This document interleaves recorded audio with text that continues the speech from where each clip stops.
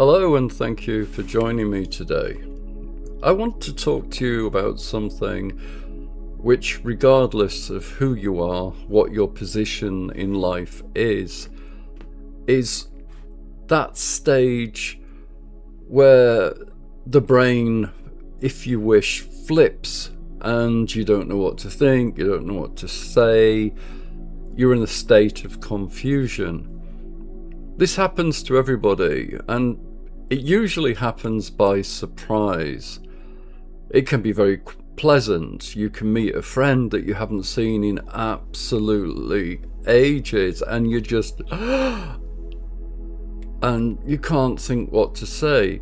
However, on a very, very serious note, you might be going into a meeting and you want to do a presentation, and the mind just goes into a world that you just don't want to touch.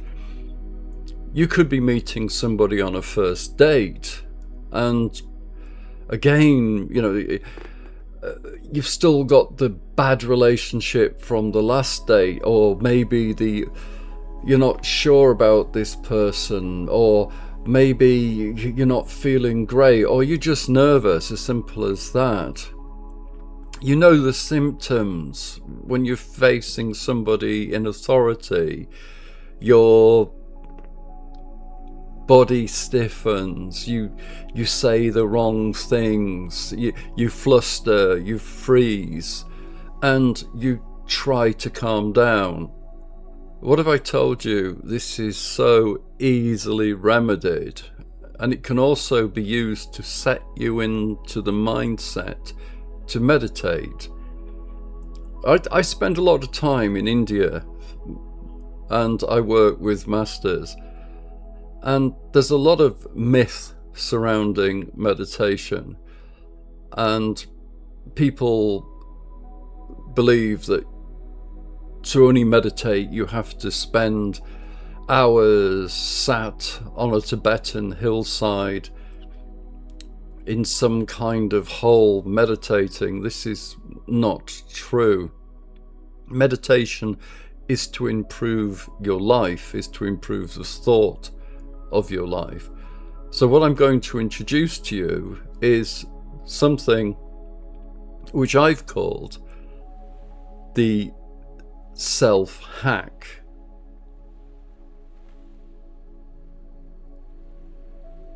I'm going to explain to you how my mind hack works and why it works. My method combines 3 scientifically accredited mechanisms. Stage 1 is proprioceptive anchoring. It's a big word, but essentially you put your fingers together. I'm suggesting through experience to cross the thumbs at the back. Just lightly cross them. This creates a stable somatic reference point. From a neurological perspective, proprioceptive input occupies sensor motor networks, which reduces mind wandering. This is why grounding techniques are used in both focused attention meditation, learning situations, and also clinical anxiety regulation. I must stress, you're not relaxing. You are stabilizing your attention through the body.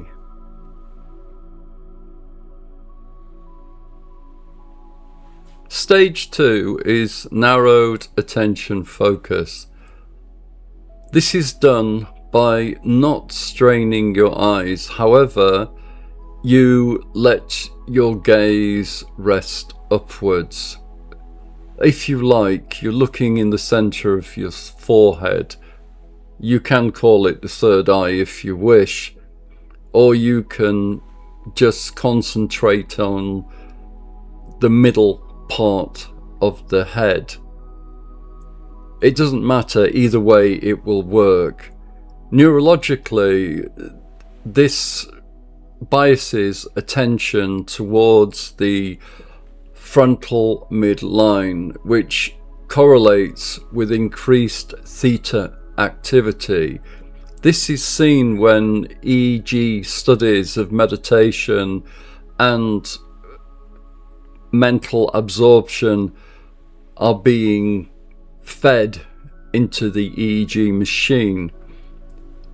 The same eye position appears in Zen, Zazen and Yogic Tataka practices for a reason. It reliably cuts out the background mental noise.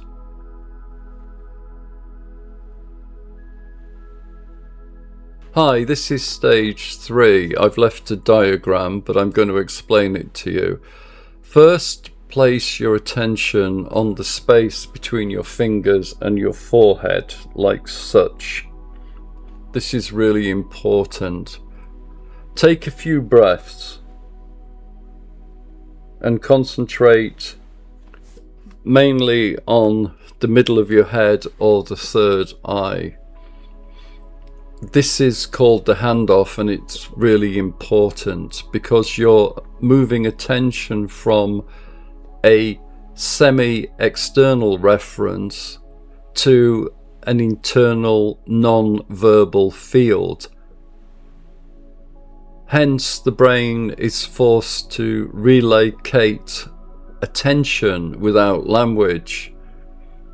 This results in verbal thought collapsing, not because you suppress it. It happens because you cannot attach.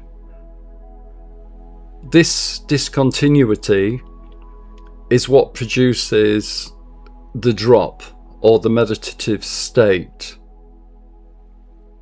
And this is when you can collect yourself before that important meeting, before that date, or before you speak to somebody of authority.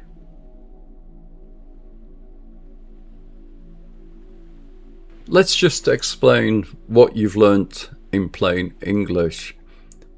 You've given the mind a job that it cannot narrate. When the narration stops, the tension drops. Posture stabilizes, presence returns. This is why it works fast, especially under pressure. Many people use it before they speak, before they enter a room, or just before they react. There is no affirmations needed, of no monotonous breath counting, just a few deep breaths concentrating on the middle area of the skull is more than enough. There's no pretending you're calm.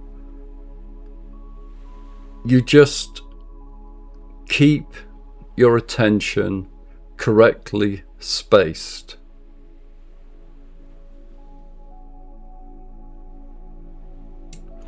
Thank you for watching the meditation. The mind hack is something I use myself. I wouldn't ask anybody to use something that I don't use myself. Essentially, this technique is thousands of years old. However, it's also used in modern psychology, so it's got a good pedigree. You can approach it from a religious angle or a non-religious angle. It really doesn't matter. Thank you very much for listening, and namaste.